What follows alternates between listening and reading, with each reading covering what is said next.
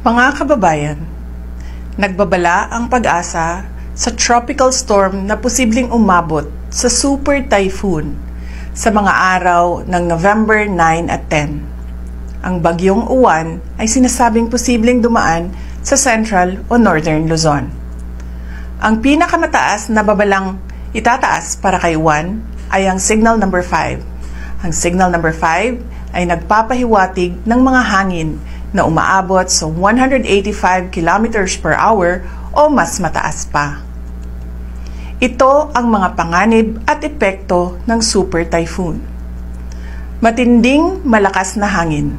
Ang ganito kalakas na hangin ay maaaring magpatumba ng mga puno, makasira ng mga bahay, lalo na ang mga luma o magagaan ang pagkakagawa, at magdulot ng pagkawala ng kuryente at komunikasyon.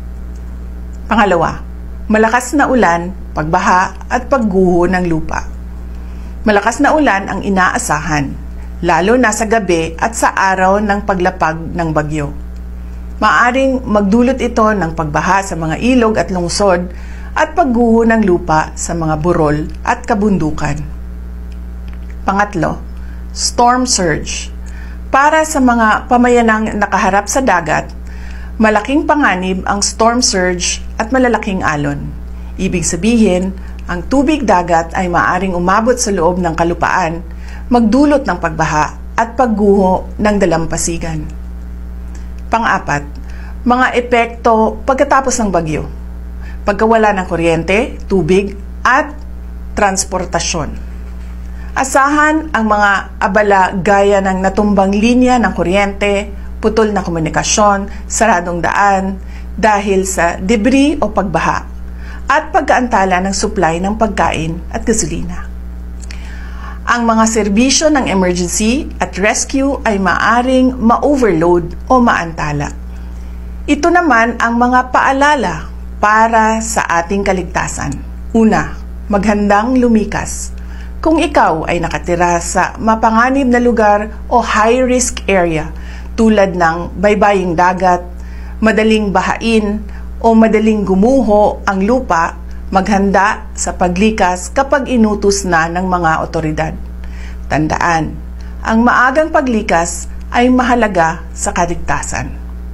Pangalawa, siguraduhin ang ari-arian. Ilagay sa loob o itali ng maayos ang mga bagay na maaaring liparin ng hangin. Putulin ang mga sanga ng puno at siguraduhin nakasara ng maayos ang mga bintana at pinto. Pangatlo, maghanda ng mga supply at ilagay sa loob ng waterproof bag. Magtabi ng pagkain, tubig, gamot, baterya, flashlight para sa hindi bababa ng 3 araw. I-full charge ang mga cellphone at power bank. Pang-apat, iwasan ang pagbiyahe, lalo na pagkatapos tumama ng bagyo. Maaring sarado ang mga daan at kanselado ang mga biyahe. Delikado ang pagguho ng lupa at pagkahulog ng mga puno. Panglima, lumayo sa baybayin, lalo na habang tumatama ang bagyo. Ang storm surge at malalaking alon ay maaaring nakamamatay. Pang-anim, magkaroon ng plano sa komunikasyon. Alamin kung saan magkikita ang pamilya kung magkawalaan sa paglikas. Pang-pito, pag-iingat pagkatapos ng bagyo. Mag-ingat sa mga natumbang linya ng kuryente, mahihinang istruktura ng gusali, kontaminadong tubig o madulas o maputik na daan matapos ang malakas na ulan o pagbaha. Pang-walo, tumulong tayo sa mga matatanda, may kapansanan at mga bata.